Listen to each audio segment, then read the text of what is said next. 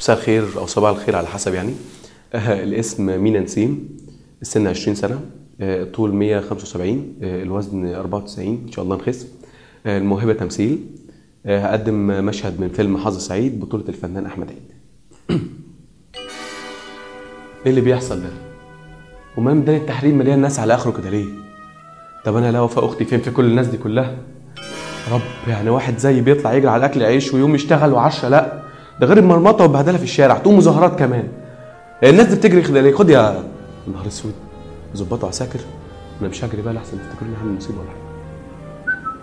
ايه يا باشا؟ يا باشا والله انا ما عملت حاجه يا باشا. يا باشا انا مش بتاع مظاهره، انا كنت جاي ادور على وفاء اختي، ما تيجي ندور سوا. يا باشا بتضربني ليه؟ انا عملت ايه؟ يا باشا استنى بس، تاخدني على فين؟ هركب البوكس يخرب بيت العيش، يخرب بيتك يا وفاء.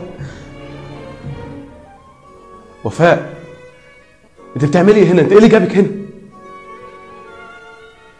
ما دي اخرتها برضه يا وفاء. انا ما علمتكيش عشان تمشي لي في مظاهره ولا تنطي من حيط لحيط. انا علمتك عشان تمشي جنب الحيط، بس وانت متعلمه وواعيه. كنت كل اللي بتعوزيه كنت بعمل المستحيل ويطلع عيني عشان اعملهولك. تدخلي الكليه واجيب لك الكمبيوتر اللي دفعت ثمنه من لحم الحي. كل قرش دفعته فيه خدت مكانه قلم، ومستعد اخد بالجزمه كمان علشانك، بس انت تبقى معززه مكرمه.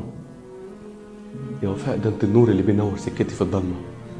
بعد كل ده يكون ده جزائي وجزاء امك اللي هتموت نفسها من الخوف عليكي؟ كل ده عشان الحريه والعداله؟ يا بنتي مش خايفه من ضرب النار ولا القنابل؟ مش خايفه على مستقبلك؟ بلاش. مش خايفه على امك اللي ممكن تروح فيها بسببك؟ ربنا يستر ونعرف نخرج من هنا على خير.